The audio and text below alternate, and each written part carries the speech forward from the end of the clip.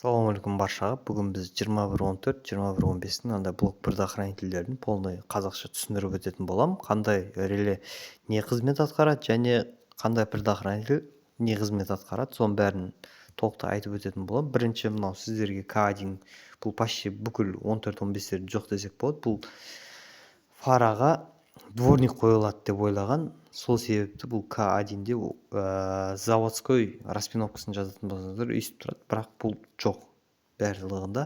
Екінші К2 поворотник аварийканікі. Аварийка поворотник релесі.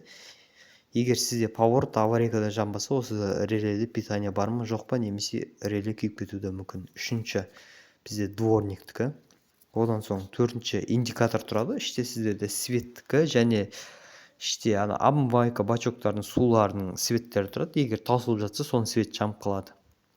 Осы сол индикаторға осы үлкен реле жауап береді, К4.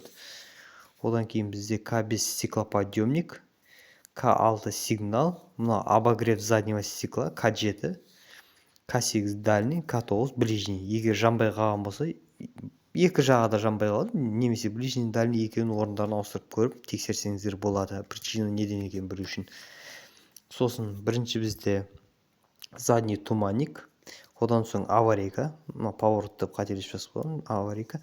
Мынау подсветка борт компьютердікі іштегі, сосын үстіңіздегі подсветка, багаждағы подсветка, соның бәріне осы F3 жауап береді. Төрт бізде обогрев заднего стекла, сосын бізде 5 сигнал, вентилятор, екеуінде бір предохранитель тұрады. 6 бізде стеклоподъемник, 7 бізде печка, обмывайканың бачогындағы судың моторчигіне жауап береді, екеуіне. Печка дегенде печканың вентилятор тұрады, соған жауап береді, яғни бұл предохранитель, соның системасына. F8 бізде оң жақтағы противотуманник, F9 сол жақтағы противотуманникке жауап береді. Мына бетте сол жақтағы габарит, бұл сол жақтағы габарит ішкі салондағы неге жауап береді, таблодағы подсветкаға жауап береді, сосын подномерниктерге жауап береді, осы левый габарит именно. И мынау қосылған кезде іште салонның ішіне кнопкаларын жанады, освещение, соған да осы левый габариттегі предохранитель жауап береді, F10. F11 правый габаритник, сол жақтың ближние, F12, оң жақтың ближние, сол жақтың дальние, оң жақтың дальние, и мына жақта замок ашылғаннан кейін поворотниктікі.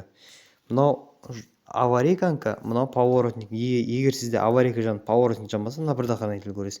Егер поворотник жанып, аварийка жанбаса, мына предохранительді көресіздер. Мына жерде 17, 18, 19 бұлардың барлығы запаска, зауыттан қарастырылмаған орындар. Кейін сіздерде тағы основной 3 предохранитель бар. Ол пассажир жақтан отқанда, екінші жақтан отқанда крышка тұрады. Крышканы шешкен кезде көрінеді дәл өйстіп. Мына суреттегідей, енді кішкене мутнылы.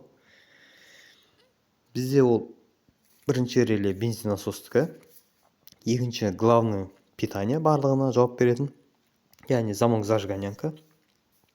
Үшіншісі бізде вентилятордың релесі. Енді бұл жерде 3 предохранитель тұрады. Біріншісі бензинасосқа жауап береді. Екіншісі главный питание, яғни осы мына реленің питаниясы.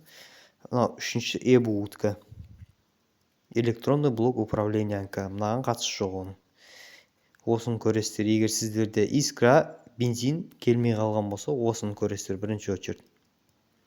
Все, рахмет, лайк басып, YouTube арнама тіркеліп, шабыттандырыңыздар. Келесі машина Nexia болады.